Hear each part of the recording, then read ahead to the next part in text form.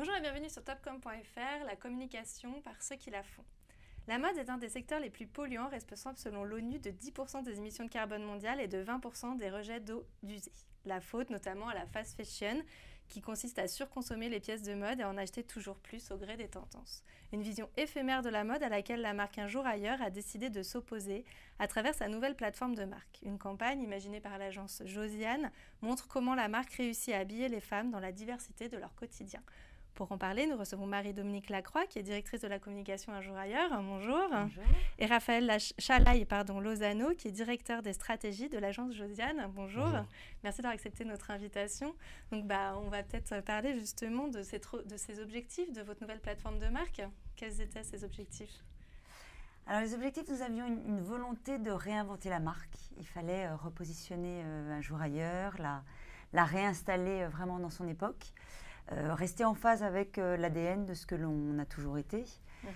Et c'était important pour nous aussi d'être en phase et d'être toujours en rapport avec tous les sujets sociétals qui étaient aujourd'hui présents. Justement, vous avez essayé de faire une plateforme de marque qui aborde tous ces sujets sociétaux, qui justement s'oppose à cette fast fashion. Est-ce que c'était dans le brief, c'est quelque chose que vous décidiez de faire directement? Est-ce que vous en avez discuté avec l'agence? Comment a émergé cette idée en fait?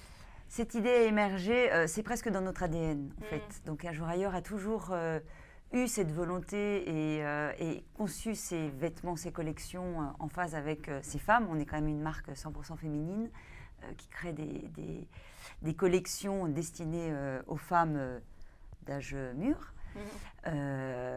Et c'était intrinsèque chez nous. La seule chose que nous ne faisions pas, c'était le mettre en avant, le réaliser et en parler. Et c'est en créant cette plateforme de marque, il y a eu énormément d'évolutions qui ont été faites chez Un Jour Ailleurs sur ces 4 dernières années. Et on s'est dit qu'à un moment donné, l'évolution qui avait été faite au niveau des collections, au niveau des concepts boutiques, au niveau des forces de vente, aujourd'hui, toutes les planètes étaient alignées pour pouvoir créer une plateforme de marque qui permettrait à Un Jour Ailleurs de s'exprimer à sa juste valeur. D'accord. Nous avons fait appel à l'agence Josiane. Donc justement, à l'agence, vous, comment vous avez analysé cette marque, ces dernières évolutions Au niveau de l'analyse de la marque, effectivement, c'est une marque qui était un peu une vieille endormie. On a un peu l'habitude de ces problématiques à l'agence et la portée sociétale de la marque est aussi quelque chose qui est dans notre ADN. On a toujours été animé par cette envie de trouver une raison d'être aux marques, bien avant que ce soit la mode et bien avant que ça soit une loi. Et c'était aussi ce qui nous animait et Un Jour Ailleurs avait dans son ADN un savoir-faire couture et qui était une force de la marque qu'elle appelle le bien-aller.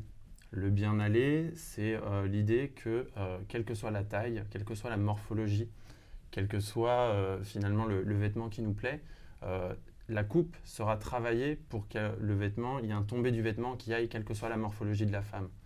Et donc il y a cette compréhension des femmes finalement dans leur morphologie et dans le savoir-faire de la marque et le prêt-à-porter et les savoir-faire couture. Et ça, c'est quelque chose qui nous a intéressés, animés. Qui prouvait que la marque avait compris les femmes et savait qu'en étant bien dans ses vêtements, on était aussi bien dans sa peau. D'accord. Donc, quelles ont été vos recommandations justement vis-à-vis de cette plateforme de marque, vis-à-vis de la communication Nos recommandations, c'était de partir justement de cette force, de ce constat. Nous, la raison d'être, elle se devait d'être...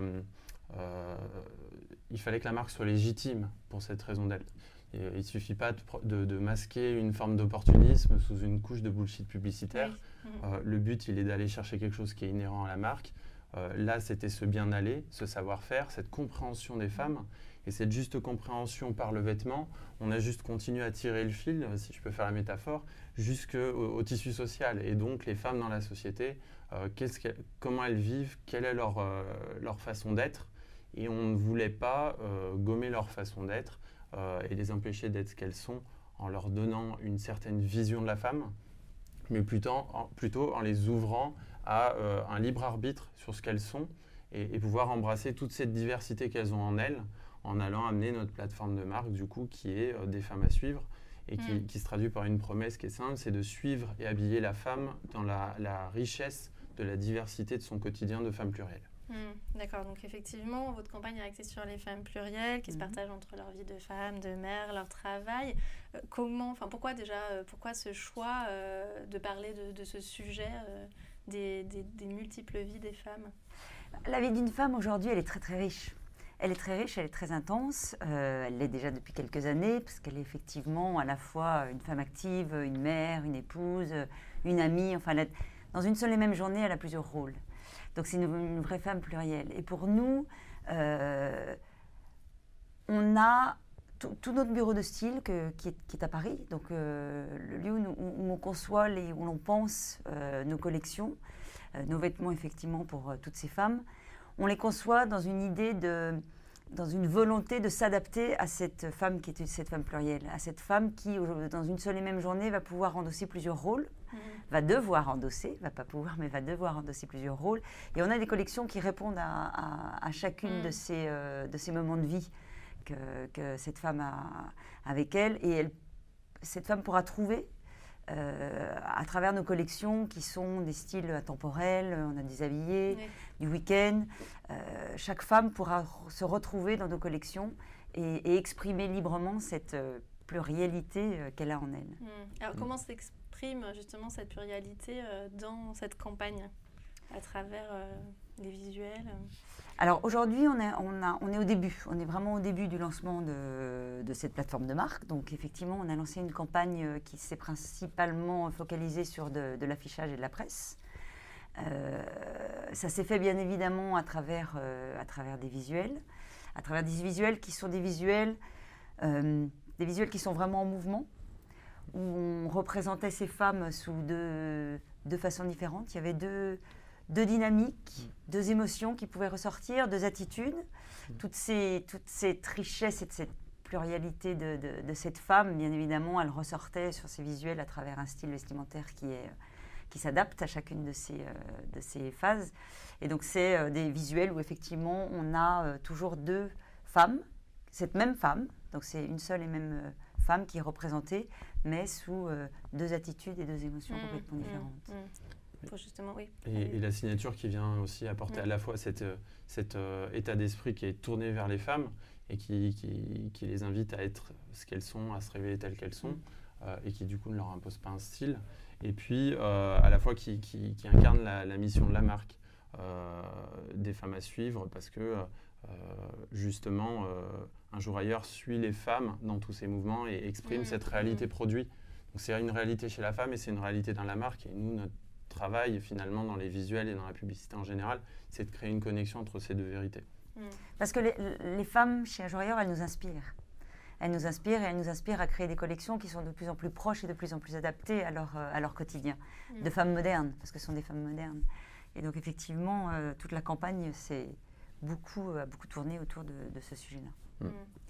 Donc vous avez dit affichage et presse, c'est ça? Donc oui, la campagne a été focalisée sur de l'affichage et de la presse. On a aussi un versant digital sur lequel on s'appuie. Donc on est vraiment tout au début du lancement de toute cette communication. On a une vraie volonté de développer des actions sur un axe beaucoup plus digital. Et puis surtout, elle est très didactique, enfin, elle était très déclarative. Très déclarative. C'est bon, c'est les principes aussi un peu de la mode, c'est qu'on a un visuel, on doit montrer le vêtement, on doit montrer un état d'esprit, on ne peut pas tout raconter. On arrive à le faire davantage en digital, on arrive à être plus inclusif aussi en digital, et ça c'est toute la partie encore qu'on n'a pas montrée, qui devrait, dont les premières pierres vont bientôt sortir. Et ça va être un continuum tout le long de l'année. On va avoir des prises de parole régulières en digital pour faire vivre cette promesse qui est des femmes à suivre, parce qu'elle invite à l'action. Elle a quelque chose, elle nous porte vers le futur, vers l'avenir. Et donc, il faut aussi, à un moment donné, sortir de donner en quelque sorte une forme d'éloquence aux actes plutôt qu'aux mots. Donc, c'est-à-dire qu'il n'y aura plus seulement des visuels, il y aura aussi du texte, je ne sais pas si vous pouvez nous en dire un peu plus. On ne va pas tout vous dévoiler aujourd'hui. C'est-à-dire pour inviter à l'action. Alors, les visuels, Le côté, effectivement, affichage presse, c'est que c'est figé. Alors que nous, notre campagne, elle est en mouvement, puisque toute notre plateforme de marque toute la philosophie de cette plateforme de marque, c'est de représenter des femmes qui sont en mouvement et qui sont dans une dynamique. Donc, effectivement, comme le dit Raphaël, c'était la première brique. On pose les choses pour ensuite s'exprimer dans ce mouvement. Donc, bien évidemment, la suite de la communication va être beaucoup plus en mouvement et beaucoup plus en phase avec... la marque avait besoin de se recentrer sur elle et, avant de s'ouvrir aux autres. Donc là, c'était vraiment... Et même la première brique, j'ai envie de dire, c'était l'interne. Nous, notre objectif, c'était... il y avait déjà cette modernité. À la base, le problème de la marque, c'était quand même une dissonance entre son image perçue et la modernité de ce qu'elle faisait à l'interne. On a beaucoup itéré, on a beaucoup écouté les équipes pour essayer de comprendre ce qu'il y avait dans leur ADN, que ce ne soit pas juste des mots sur des slides, on a voulu le comprendre. Et une fois qu'on a compris ça et qu'on l'a fait émerger, la première partie de la communication a été en interne pour vraiment qu'il y ait une émulation. Et quand on a senti ça, ensuite ça s'est traduit d'abord par des visuels qui ont figé la pensée, j'ai envie de dire. Mais ce n'est que le début. Là, en interne, il y a beaucoup de choses qui se passent, il y a beaucoup d'initiatives qui viennent même des collaborateurs et il y a de l'échange avec l'agence, ce qui fait que c'est très riche, ça bouge. C'est presque, finalement, ça devient une marque très organique. Est-ce que vous avez déjà quelques résultats à nous communiquer sur cette première prise de parole, même si j'ai bien compris que c'était un tout début, une toute première pierre? Oui, alors c'est vraiment le début, donc on n'a pas... effectivement, en interne, les premiers résultats qui sont plus que importants pour nous, c'est l'interne, et en interne, ça a créé une véritable émulsion. Donc l'ensemble des 800 collaborateurs se sont vraiment...